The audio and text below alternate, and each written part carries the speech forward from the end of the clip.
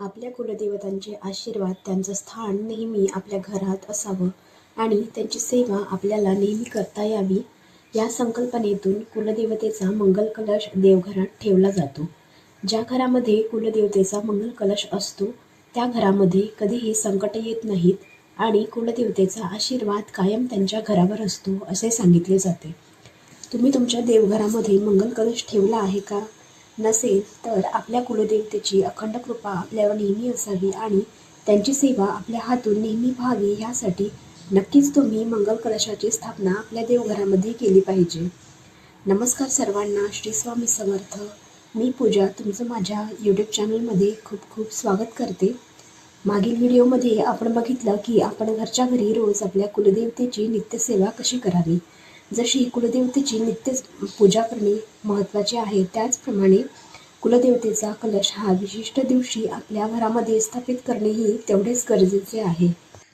तर आजच्या व्हिडिओमध्ये बघणार आहोत कुलदेवीच्या सेवेतील एक महत्त्वाची सेवा, ती म्हणजे कुलदेवीचा मंगल कलश आपल्या देवघरामध्ये कसा स्थापन करावा, कोणत्या दिवशी स्थापन करावा, कोणत्या दिशेला करावा आणि तो केव्हा बदलावा.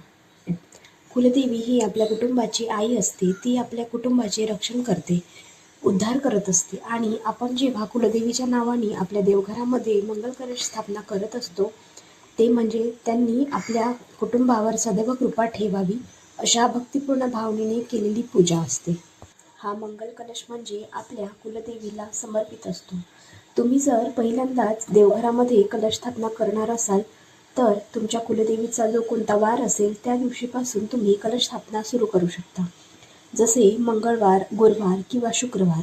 या व्यतिरिक्त पौर्णिमा किंवा चतुर्थीपासून सुद्धा मंगल कलशाची स्थापना करता येते.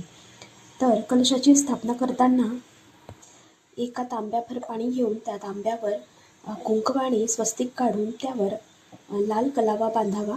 त्यानंतर अशातील पाण्यामध्ये एक सुपारी, एक नाणे, हळद, कुंकू, अक्षदा, फूल, दुर्वा टाकून त्यावर विड्याची पाने किंवा आंब्याची 5 पाने ठेवून त्यावर नारळ किंवा ज्याला आपण श्रीफळ सुद्धा म्हणतो, तो ठेवायचा असतो आणि कलश डायरेक्ट जमिनीवर न ठेवता तो एका छोट्या प्लेटमध्ये थोडे तांदूळ घेऊन मग त्यावर हा कलश ठेवावा आणि कलशाची हळदी, कुंकू, अक्षदा, फूल अर्पण करून आणि धूप, दीप आणि ओवाळून पूजा करावी आणि कलशाला नमस्कार करावा.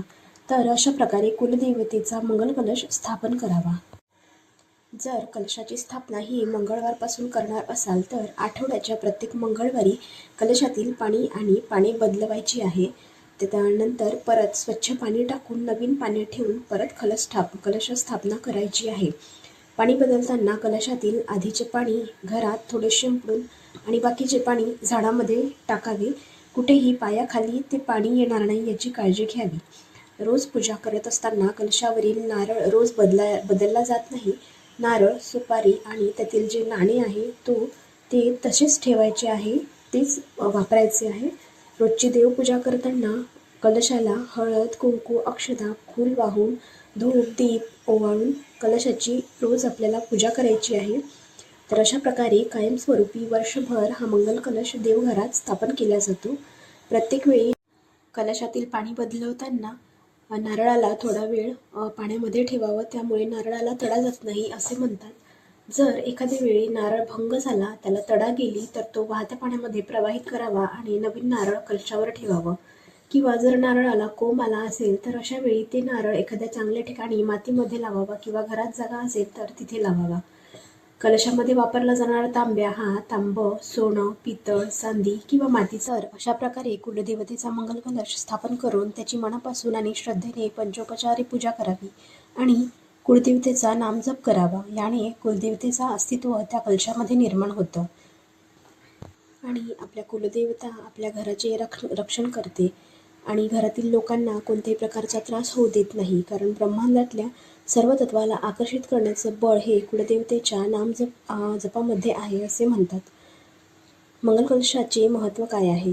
तर कलश हे त्रिदेवताचे निवासस्थान मानले जाते.